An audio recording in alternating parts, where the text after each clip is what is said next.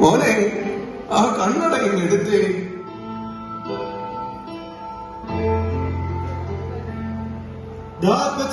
കണ്ണട. എന്താ മോനെ നിന്റെ മുഖത്തൊരു വാട്ടം? ചില ദിവസങ്ങളായി ഞാൻ ചോദിക്കണമെന്ന് ചിന്തിക്കുന്നു. അവൻ ഇരുന്ന് ജോലി സ്ഥലത്തേക്ക് പോകുന്നതിന്റെയാണോ?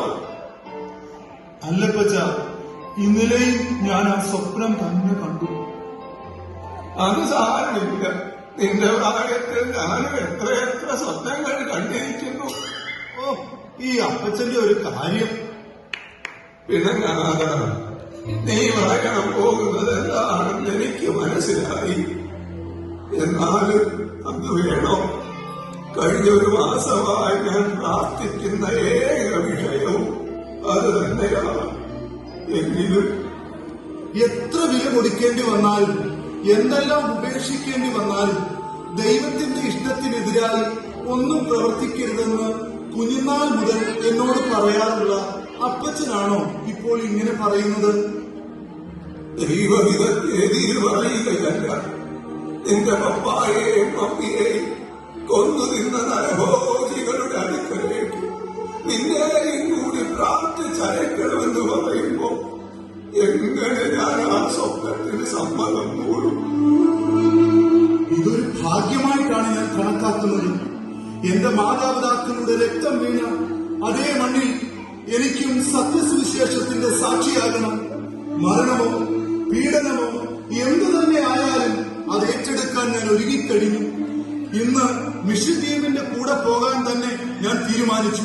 കഴിഞ്ഞ ഒരു മാസമായിട്ട് പ്രാർത്ഥിച്ചും ആലോചിച്ചും എടുത്ത തീരുമാനമാണിത്. അപ്പച്ചൻ എന്നെ പ്രാർത്ഥിച്ചയക്കണം. മോനെ, നമുക്ക് പ്രാർത്ഥിക്കാം. തലമുറയായി ഞങ്ങളുടെ സങ്കേതമായിരിക്കുന്ന കർത്താവേ, നിന്റെ മഹാനിയോഗപ്രകാരം നിന്റെ വേദനയ്ക്ക് വേണ്ടി നീ വിളിച്ചു വേർതിരിച്ച ഈ മകനെ നിന്റെ കരത്തിലേൽപ്പിക്കുന്നു. നരഭോജികളെ നരസ്നേഹികളാക്കി മാറ്റുവാൻ നീ ഇവരെ ശക്തീകരിക്കണമേ. പിതാവിന്റെയും പുത്രന്റെയും പരിശുദ്ധാത്മാവിന്റെയും നാമത്തിൽ ഞാൻ ഇവനെ അനുഗ്രഹിച്ചയക്കുന്നു. യേശു രക്ഷകന്റെ നാമത്തിൽ തന്നെ.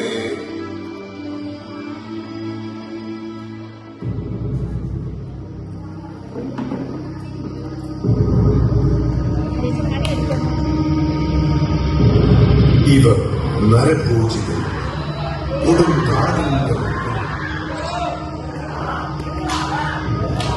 കാടത്തവും ക്രൂരതയും നിറഞ്ഞ സ്നേഹബന്ധം നിറയാത്ത നികൃഷ്ടതയും ഒരു നേരത്തിന്റെ ആഹാരത്തിന് വേണ്ടി തമ്മിൽ കൊണ്ടുതിങ്ങുവാൻ മടിയില്ലാത്ത അപരിഷ്കൃതരായ ഈ നരഭോജികൾക്കിടയിലേക്കാണ് സുവിശേഷത്തിന്റെ സ്നേഹ സന്ദേശമാണ് ആ മിഷണറി യുവാവ് കാണിച്ചത്.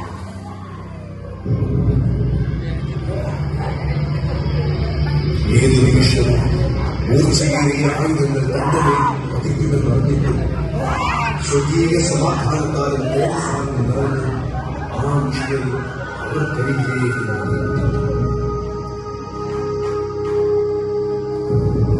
നികൃഷ്ടരും നിരക്ഷരരും നരഭോജ്യങ്ങളുമായി തങ്ങളെ തേടിയെത്തിയ ദൈവസ്നേഹത്തിലും അവരുടെ ക്രൂരതകൾ അല്ലെങ്കിൽ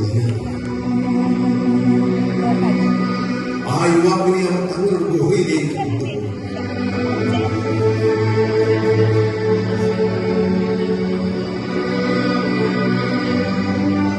ശക്തമായ ദൈവപ്രവൃത്തി അവർക്കിടയിൽ ആരംഭിച്ചിട്ടുണ്ട്. മിഷണറിയോടൊത്തുള്ള വാസം പരസ്പരം സ്നേഹിക്കുവാനും കരുതുവാനും അവരെ പഠിപ്പിച്ചു.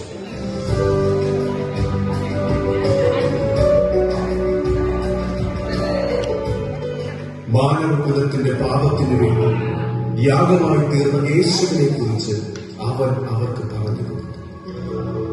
ഓരോരുത്തരുടെയും പാപങ്ങൾ ദൈവത്തെ കൂടുതൽ വേദനിപ്പിക്കുന്നുവെന്ന കാര്യം കേട്ടപ്പോൾ അവർ ദുഃഖിതമായി.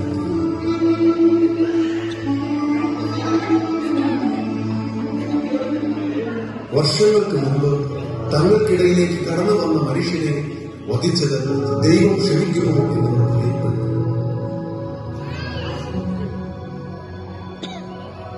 അന്ന് കൊല ചെയ്യപ്പെട്ടത് തന്റെ മാതാപിതാക്കളാണെന്നും ദൈവനാമത്തിൽ താൻ അവരോട് ക്ഷമിക്കുന്നുവെന്നും വിഷ്ണു പറഞ്ഞു. അതോടെ ആ നരഭോജികളായിരുന്ന വ്യക്തികൾ ദൈവസ്നേഹം യഥാർത്ഥത്തിൽ തിരിച്ചു.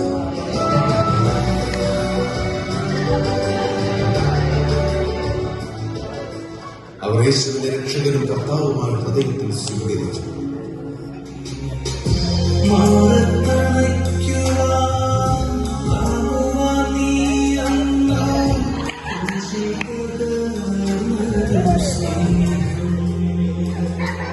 പ്രിയ കൂട്ടുകാരൻ, കൊയ്ത്തു വളരെയുണ്ട്, വേലക്കാരൻ ചുരുക്കം. സത്യദൈവത്തെ അറിയാതെ കോടിക്കണക്കിന് ആളുകൾ നിത്യനരകത്തിയിലേക്ക് പോയിക്കൊണ്ടിരിക്കുന്നു.